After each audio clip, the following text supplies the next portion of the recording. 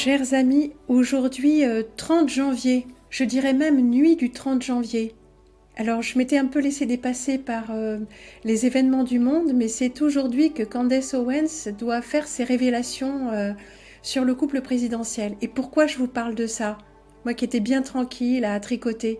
Eh bien parce que c'est notre cher ou pas cher, Jean-Claude Duss qui m'a rappelé ce fait aujourd'hui. Oui, nous sommes parlé au téléphone. Ouais, ça arrive. C'est un vrai personnage, ouais. Et il me dit, ben voilà, ça va avoir lieu dans la nuit. Et aujourd'hui, je reçois ceci que je vais vous lire, émanant de ce personnage, Alexandra Brazinville. Alors Alexandra, je sais pas, Brazinville, je sais pas, enfin voilà, on peut tout interroger, mais sauf qu'on n'a pas le droit.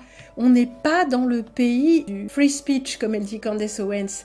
On n'est pas dans le pays de la libre expression. Certainement pas. Enfin, peut-être que c'est plus pour très longtemps qu'on est dans ce pays-là, mais on n'a pas le droit de s'exprimer. En rien. Non, on est passible de prison et de plus en plus. Et de poursuites. Oui, mais ça, c'est le totalitarisme.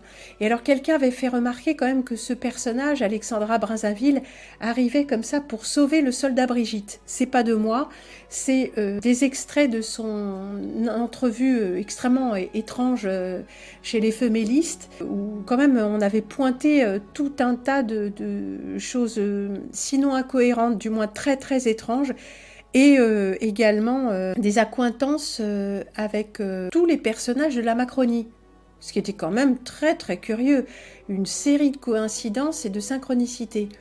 Bref, et ce personnage-là, 6 mois après, revient vers moi dans des commentaires.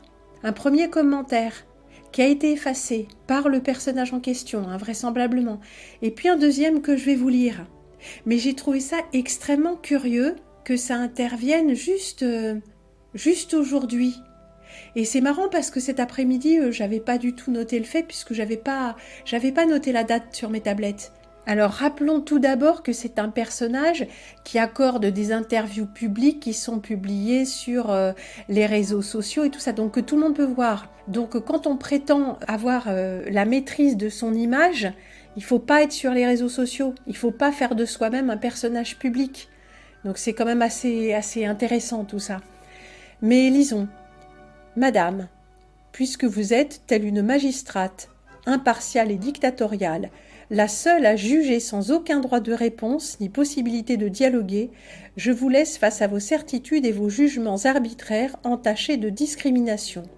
Je transmets à mon avocat pénaliste la capture d'écran et récuse votre utilisation illégale de mon droit à l'image abusif.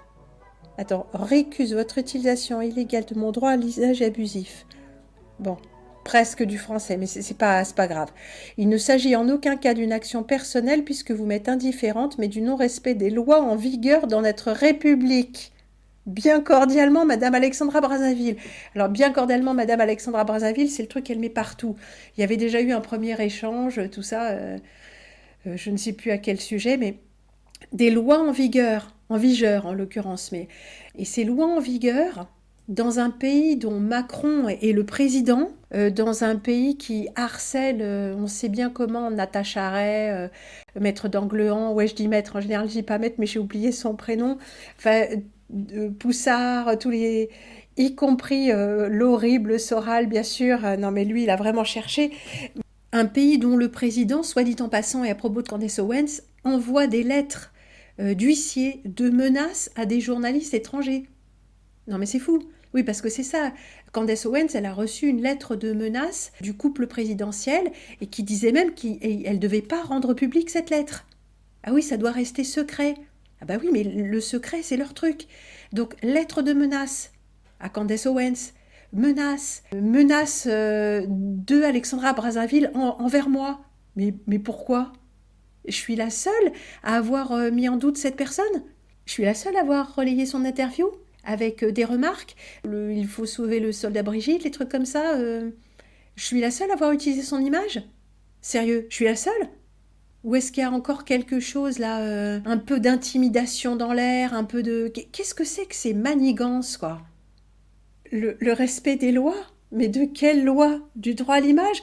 Je vous rappelle que c'est là-dessus qu'ils ont attaqué Natacha Arey et Amandine Roy sur des histoires de droit à l'image. d'une personne qui a une vie publique intense, qui fait les couvertures de Paris Match, tout ça, oui, Brigitte Macron. Non mais vous vous rendez compte où on est. Mais le plus étrange, pour ce personnage, je le rappelle, dont je ne sais plus qui, je le regrette, mais avait dit « Ah ben c'est curieux, il faut sauver le soldat Brigitte ».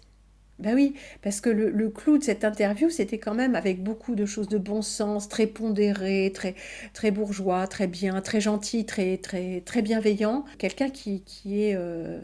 bon, Bon, qui se présente comme je vous réécouterai, hein, mais bon, pour moi, c'est pas crédible pour plein de choses qui n'ont même pas été remarquées par moi-même et pour des gens encore plus observateurs que moi. Mais l'idée, c'était pas de discréditer, de dire qu'effectivement, il n'y avait que deux genres et tout ça. Donc, que une parole de bon sens vienne de la part de quelqu'un qui est puissamment LGBTQ, trans, tout ça, c'était vraiment pour le moins étonnant. Mais finalement, ça se conclut sur le fait qu'il faut arrêter avec ça, il faut arrêter avec Brigitte Macron, il faut arrêter. En fait, le message, celui qu'on nous fait passer, sous couvert de tout le reste, c'est celui-là. Et il y a beaucoup de gens qui ne s'y sont pas trompés. Alors, cette personne a une chaîne sur laquelle il y a des tas de vidéos, hein. C'est assez récent quand même. Et c'est quelqu'un qui se présente comme luttant contre la prostitution, enfin en tout cas la prostitution non, mais la prostitution pédophile, tout ça. Donc c'est quelqu'un qui s'auréole d'un combat tout à fait bien. Et le problème, c'est toutes ces personnes très douteuses, que je ne citerai pas, hein, mais que elle cite dans son interview.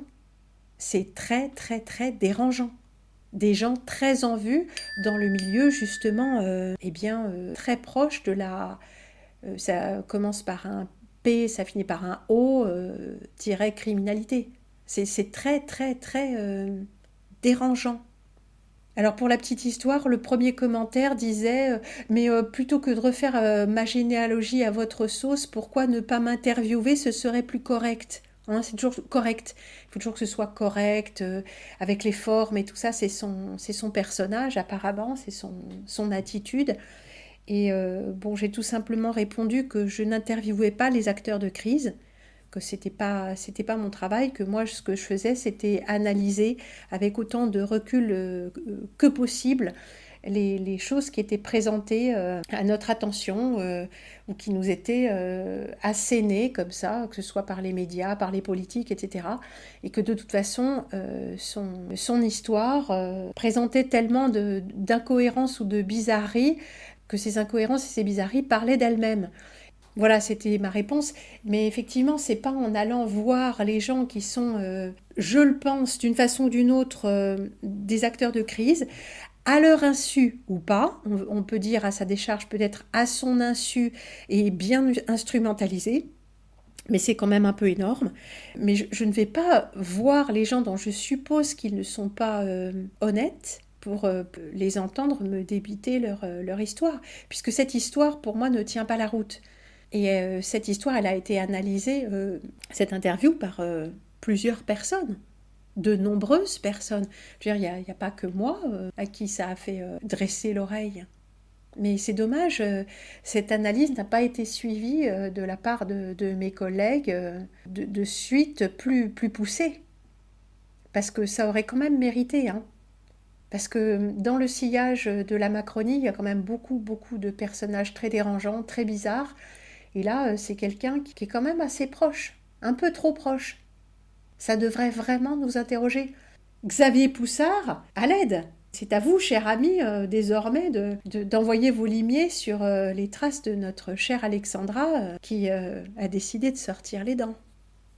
En attendant, vous serez prévenus, chers amis, des personnes qui ont une existence publique, qui revendiquent une existence publique, prétendent garder la mainmise de leur image.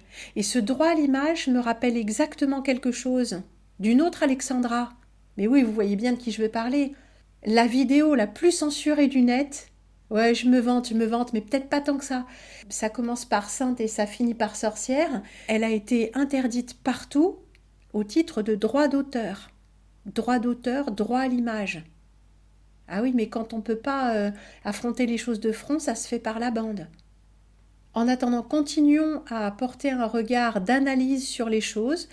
Bien sûr que nous avons tous le droit de nous tromper, mais quand on nous assène comme ça des injonctions, faut arrêter avec cette histoire, faut arrêter avec Brigitte Macron, mais on arrête si on veut.